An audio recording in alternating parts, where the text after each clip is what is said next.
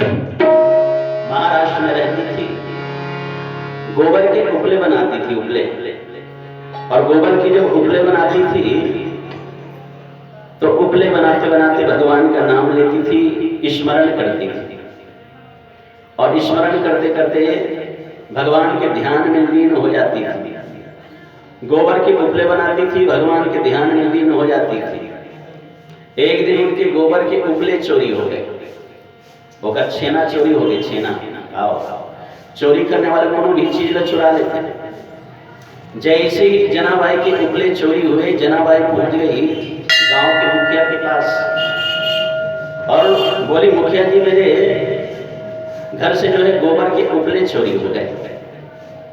मैं देखना चाहती हूँ कि चोरी करने वाला कौन है। मैं जानना चाहती हूँ कि चोरी करने वाला कौन है। तो गांव के मुखिया सोचे, उपले चोरी हो गए, सबके घर के कंडे तो एक जैसे रहते हैं भाई, तो पहचानेगी कैसे? सबके यहाँ का वैसे ही गोबर है, सबके यहाँ का वैसी ही सामग्री है, पहचानेगी कैसे, जानेगी कैसे? तो जनाबाई बोली, मेरे जो गोबर के उपले हैं ना कंडे, उससे भगवान के नाम की ध्वनि निकलती है। अब गांव के मुखिया सोचे, गोबर के उपले से भगवान के नाम की ध्वनि कैसे निकलेगी? ये तो कभी संभव ही नहीं है, क्योंकि वो तो जड़ है, उसके अंदर से भगवान का नाम कैसे निकलेगा? पर जनाबाई बोली, बिल्कुल मेरे घर के जो उपले हैं उससे भगवान का नाम निकलता है। अब तो गांव के मुखिया उनके पीछे गए, सबके घर में तलाशी करने के लिए जाते। जनाबाई जो है गोबर के कंडे को लेती और अपने कान में लगाती और कान में लगा के शब्द सुनती और कहती, ये मेरे यहाँ का नहीं है।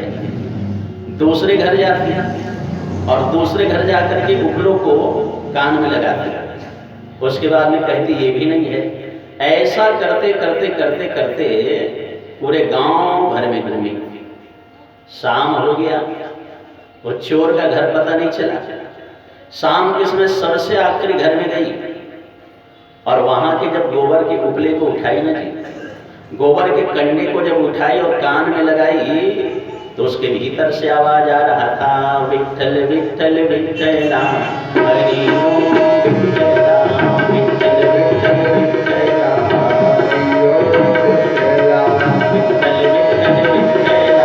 हरि ओम विठ्ठल राम, विठ्ठल विठ्ठल विठ्ठल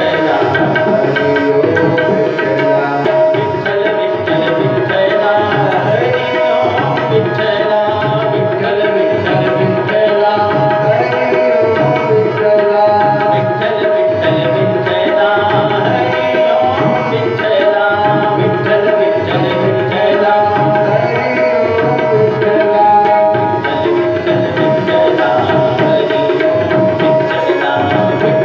विठ्ठल विठ्ठल राम,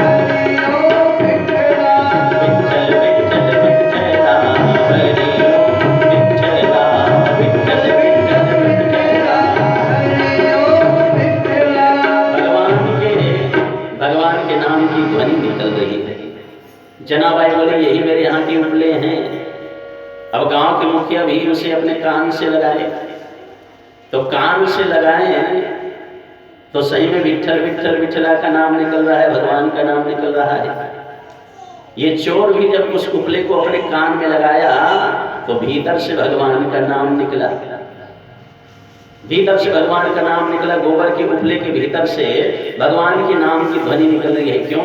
क्योंकि जनाबाई जो है इतनी तन्मय हो जाती, इतनी तन्मय हो जाती, कंडे बनाते बनाते मगन हो जाती भगवान का नाम लेते लेते, इसलिए आज उसके गोबर के कंडे से भी भगवान का नाम निकल रहा है।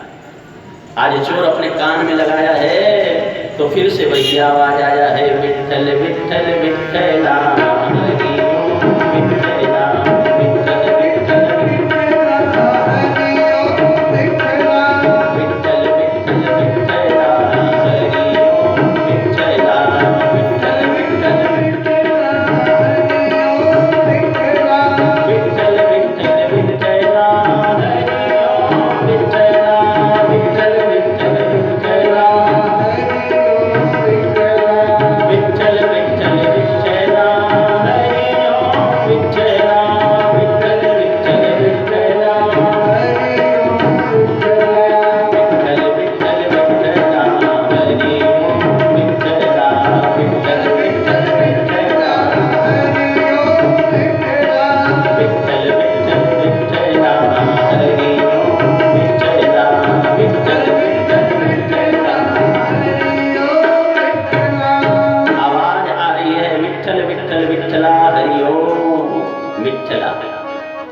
चोर समझ गया जनाबाई तेरी भक्ति बड़ी प्रबल है, मैं तो चोरी करते करते जीवन बिता रहा था, आज मुझे पता चला कि भक्ति में इतनी शक्ति होती है कि जड़ के भीतर से भी भगवान के नाम की ध्वनि निकलती है, पत्थर के भीतर से भी भगवान के नाम की ध्वनि निकलती है, पेड़ों से भी भगवान के नाम की ध्वनि निकलती है, और गोबर के कंडे से भी भगवान के नाम की ध्वनि निकल सकती है। आज ये चोर बोला आज से मैं चोरी करना छोड़ दिया, मैं भगवान की भक्ति करूंगा। और गांव का मुखिया भी बोला जनाबाई तेरी भक्ति को मैं प्रणाम करता हूँ, जो गोबर के कंडे के अंदर से भगवान का नाम तो निकलवाई है।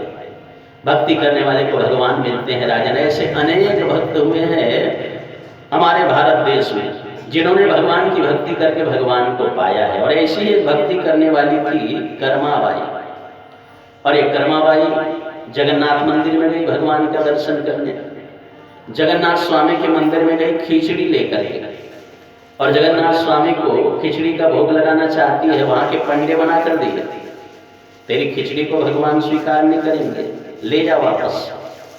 अब तो कर्माबाई खिचड़ी को लेके वापस आ गई, मन ही मन रो रही है प्रभु आपने मेरी खिचड़ी को स्वीकार नहीं किया। भगवान को अच्छा नहीं लगा। भगवान छोटा सा रूप बना करके आज कर्माबाई के पास में आ गए, बोले माँ तू खिचड़ी का भोग लगाने गई थी ना, अब तुझे भोग लगाने की आवश्यकता नहीं है, मैं तेरे दरवाजे में आ गया हूँ, चलो मुझे खिचड़ी खिलाओ। अब तो कर्माबाई बड़े प्रेम से भगवान को खिचड़ी खिलाई, और जैसे खिचड़ी खिलाई भगवान को जैसे ही खिचड़ी खिलाई भगवान बोले रोज आकर के मैं यही खिचड़ी ग्रहण करूंगा, मेरे लिए बड़े प्रेम से खिचड़ी बनाना मैया, रोज मैं 4 बजे पहुंच जाऊंगा। अब तो भगवान रोज 4 बजे पहुंच करके खिचड़ी खाने लगे। कर्माबाई रोज खिचड़ी बनाती, रोज भगवान को खिचड़ी खिलाती। भगवान श्याम सुंदर बांके बिहारी जगन्नाथ स्वामी रोज खिचड़ी खाने लगे।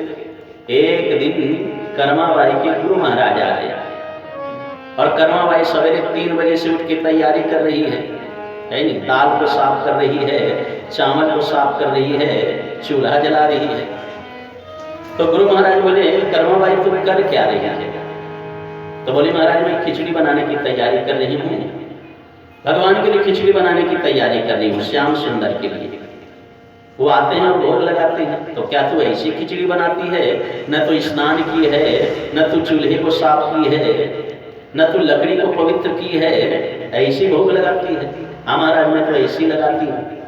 अरे ऐसा भोग थोड़ी लगाया जाता है, पहले स्नान कर लो बढ़िया, चूल्हे को सुंदर साफ कर लो, लकड़ी को सुंदर पवित्र कर लो, और उसके बाद में प्रेम से भगवान के लिए भोजन बनाओ, भगवान जरूर आएंगे। अब तो गुरु महाराज के बोले अनुसार कर्माबाई वैसे ही भोजन बनाना शुरू की, खिचड़ी बनाना शुरू की। स्नान करते करते 5 बज गया, भगवान के आने का समय हो गया, और जैसे ही खिचड़ी को चढ़ाई है भगवान पहुंच गए। बोले माँ खिचड़ी बन गया। कर्माबाई बोली अभी तो बना नहीं है प्रभु, थोड़ी देर इंतजार कीजिए। भगवान इंतजार किए, फिर थोड़ी देर में बोले खिचड़ी बन गया क्या माँ? कर्माबाई बोली अभी बना नहीं है, अभी बस उबल रहा है। भगवान कहने लगे जल्दी कर्मा, जल्दी कर्मा, यानी बड़ी जोर से भूख लगी है, जल्दी कर्मा। कर्माबाई जो है उस दिन थोड़ी देर से भगवान को खिचड़ी खिलाई। भगवान जगन्नाथ स्वामी बोले माँ आज खिचड़ी बनाने में विलंब क्यों हुआ? तो कर्माबाई बताने लगी गुरु महाराज आए थे और बोले हैं पवित्र हो कि खिचड़ी बनाए कर, चूल्हे को साफ करके खिचड़ी बनाए कर, लकड़ी को पवित्र करके खिचड़ी बनाए कर, तब भगवान तेरे भोग को स्वीकार करेंगे। इसलिए महाराज नहाने धोने में थोड़ा सा समय लग गया। भगवान बांके बिहारी बोले माँ पहले जैसी खिचड़ी बनाती थी ना वैसे मुझे खिलाना, और इस प्रकार से पवित्रता के चक्कर में अगर तुम रहोगी माँ, मुझे खिचड़ी खाने में विलंब होगा तो फिर मैं यहाँ नहीं आऊँगा आज के बाद। कर्माबाई बोली ठीक है प्रभु जैसे आपकी इच्छा। और कर्माबाई पहले जैसे ही भगवान को खिचड़ी बना के खिलाने लगी। आज भी जगन्नाथ के मंदिर में सबसे पहले खिचड़ी का भोग लगता है, बाकी 56 भोग बाद में लगता है, सबसे पहले भगवान को खिचड़ी का भोग लगता है। परमपिता परमात्मा के चरण कमल प्रेम से जो समर्पित करे भगवान उसे स्वीकार करते हैं। भगवान कर्माबाई की खिचड़ी को खाए हैं, और भगवान विदुर के यहाँ जाकर के केले के छिलके को भी खाए हैं। रुचि रुचि भोग लगई हो बिहारी जी को, जो प्रेम से भगवान को समर्पित करता है भगवान उसे स्वीकार करते हैं, क्योंकि भगवान का कहना है भाव का भूखा हूँ मैं, भाव ही एक सार है, भाव से मुझको भजे तो भव से बेड़ा पार है। अन्य धन वस्त्र आभूषण कुछ न कुछ को चाहिए, आप हो जाओ मेरे, मेरा यही सत्कार है। भाव का भूखा हूँ मैं और भाव ही एक सार है। इसलिए हम भगवान की भक्ति भाव से करें, इसलिए हम भगवान की भक्ति प्रेम से करें, इसलिए हम भगवान की पूजा प्रेम से नहीं करें। भगवान ने कहा है कि 3 घंटा बैठ के माला जप मोर सामने में, भगवान ने कहा है कि 3 घंटा बैठ के मोर सामने में गीता पाठ कर, भगवान ने कहा है कि 3 घंटा बैठ के रामचरितमानस के पाठ कर। भगवान को यही कहते हैं कि भक्त तू 2 अगरबत्ती जला ले और प्रेम से मुझे याद कर ले, तो मेरी कृपा तुम्हारे ऊपर में हो जाएगी। और घंटी बजाओ तब 3 घंटा ले, और पूजा में ध्यान दिए तो कोनो काम के नहीं। यहाँ एक पंडित जी जाना रहा है कथा कहे बता, अपन घर में घंटी बजा के भगवान की आरती उतारता है। ओम जय जगदीश हरे, भक्त जनों के संकट क्षण में दूर करे, ओम जय जगदीश हरे। महाराज जी ने कहा है चटनी पिसा के नहीं है, रोटी बन के नहीं था, याद लगे पोथी में जी गे है रोटी में। याद रखो पूजा करते समय मन एकाग्र होना चाहिए, पूजा करने के बाद में मन प्रसन्न होना चाहिए। हम लोग पूजा में बैठे रहते हैं, चाहे सत्यनारायण की कथा की पूजा हो, चाहे देवी की पूजा हो, चाहे ग्रह शांति की पूजा हो, कथा में बैठे रहते हैं सत्यनारायण की, तो हमारा पूजा में ध्यान कम रहता है। और जो आने वाले मेहमान हैं ना उसमें ज्यादा ध्यान रहता है। अरे आया है उसको बिठाओ बिठाओ बिठाओ, पानी दो, चाय दो, उनको नाश्ता कराओ नाश्ता कराओ। भैया वो नाश्ता कराने वाले करा देंगे, तुम तो कम से कम पूजा करो। पूजा करते समय मन एकाग्र होना चाहिए, पूजा करने के बाद में मन प्रसन्न होना चाहिए, मन कभी दुखी नहीं होना चाहिए। तो कई लोग रो रो के पूजा करते हैं।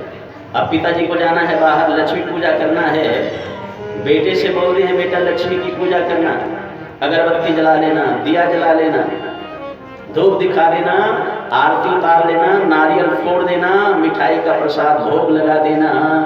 तो बेटा रो रो के पूजा करता है। हम ही को बोलते हैं मिठाई चढ़ाने के लिए, हम ही को बोलते हैं दिया जलाने के लिए, हम ही को बोलते हैं आरती उतारने के लिए, हम ही को बोलते हैं धूप दिखाने के लिए। अरे करने की इच्छा नहीं है तो मत कर, पर रो रो की पूजा कभी नहीं करनी चाहिए। पूजा करने के बाद में मन प्रसन्न होना चाहिए। इसलिए आपके घर में ज्यादा देवी देवता की तस्वीर नहीं होनी चाहिए, ज्यादा देवी देवता की फोटो भी घर में नहीं होनी चाहिए, ज्यादा देवी देवता की मूर्ति भी घर में नहीं होनी चाहिए।